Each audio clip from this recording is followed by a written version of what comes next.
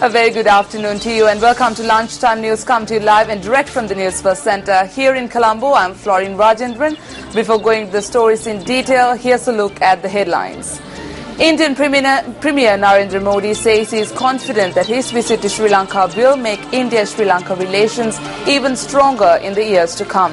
General Sarath Fonseca acquitted from all charges in connection with harbouring army deserters during presidential election in 2010. Former Minister Vimal Veeravansa before the Bribery Commission.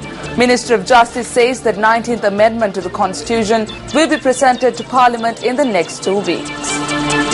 In those stories in detail now, former Army Commander General Sarath Fonseca and his secretary, retired Captain Senaka Haripriya De Silva, have been acquitted of all charges in the case pertaining to the harbouring of army deserters. Both men had been charged with retaining 10 soldiers from their security after retiring and attempting to turn these men against the state. Colombo High Court Judge Devika De Oliveira Tenaku noted today that the prosecution had failed to prove the guilt of the suspects beyond reasonable doubt.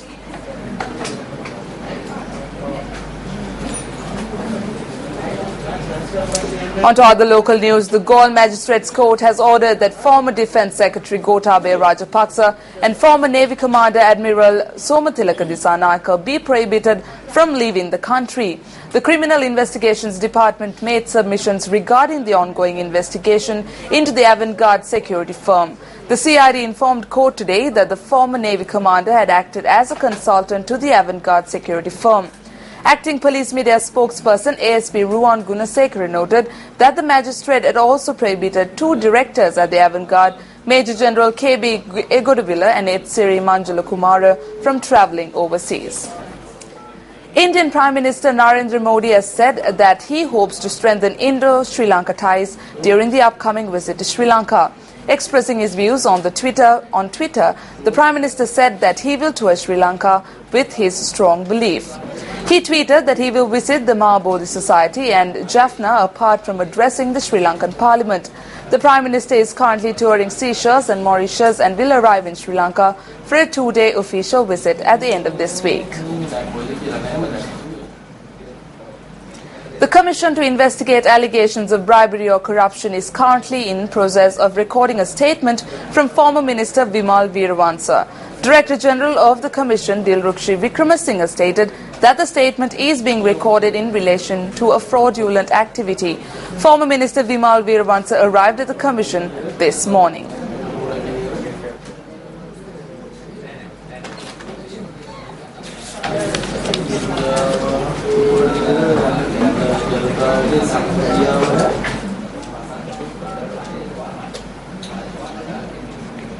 Commonwealth Day celebrations are currently underway in London.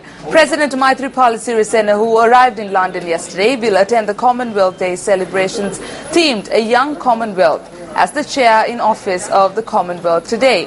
We join Presidential Media Director Dharmashri Bandara Ekanayaka from London for more details. The President arrived at London yesterday to attend the Commonwealth Day celebrations. It is always the first Monday of the second week of March that on which this day is celebrated. The President of Sri Lanka is the chair in office, the chief guest for this year's celebrations. A number of important figures including Queen Elizabeth II will be present at the celebrations. A religious ceremony will be held in Westminster Abbey, following which celebrations will take place at the Marlborough House in London. Tomorrow, the President is due to meet Prime Minister David Cameron for bilateral discussions. On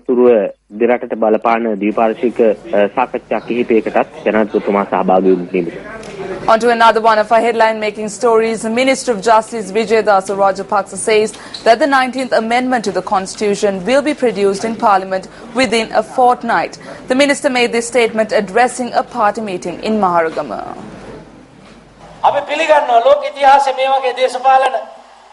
We accept that there has been no political transformation of this nature anywhere in the world. This is the change that our country was hoping for. We have concluded the draft of the amendment to the Constitution. The amendment will be presented to Parliament in another 7, 10 or 12 days. We asked you to give us power for 100 days. At the end of the 100 days, we will come before you again for an election.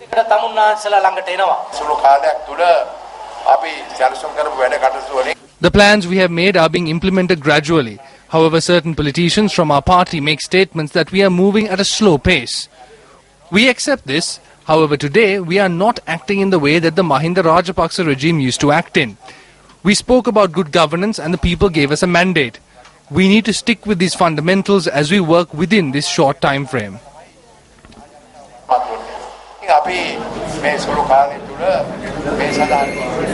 Up next is a look at Crime Watch.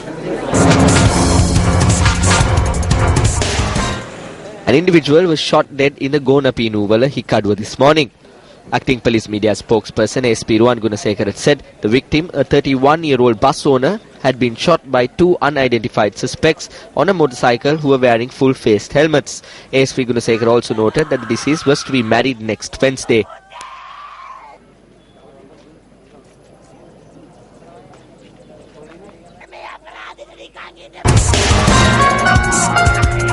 Meanwhile, a 24-year-old girl was stabbed to death in the Wahupitiwala area in Nittambuwa this morning. Acting police media spokesperson SP Ruwan Gunasekara said that she worked at a garment factory. According to the spokesperson, the stabbing was carried out by the husband of another employee of the garment factory. The suspect has been arrested, but the reason behind the stabbing has not yet been ascertained. On to a somber note, a 20-year-old Indian youth has drowned while sea bathing in Attukala, Nigambo. Rescue operations are underway with the joint effort of the police and navy. Meanwhile, a 23-year-old British youth who drowned in Siambalaboka Rattota Mathale was among a group of 5 foreigners and a Sri Lankan who went river bathing. According to police, she is currently receiving in-house treatment at the Rattota hospital. The navy as well as the Dambula police helped in rescue operations. In other local news, Western Provincial Councillor Harshana Rajakaruna participated at an event held in Gonakavela, Birgama yesterday. Certificates and vouchers were presented to women who completed a self-employment course in the Birgama area. The event was held under the auspices of Western Provincial Councillor Harshana Rajakaruna. කාන්තාවන් වෙනුවෙන් අපිට තව ගොඩාක් දේවල් කරන් තියෙනවා. දැන් මම දන්නවා We still have a lot to do for our women. We know that there were ministers of women affairs in the past government. They stated that if a woman was raped, then that woman should be allowed to marry the man who committed the rape. Look at the mindset of some of these individuals. If you participate for People's Day, you will be able to witness some of those who have gone to Saudi and have disappeared. Now you all have the opportunity and have been given the responsibility to earn an income at home.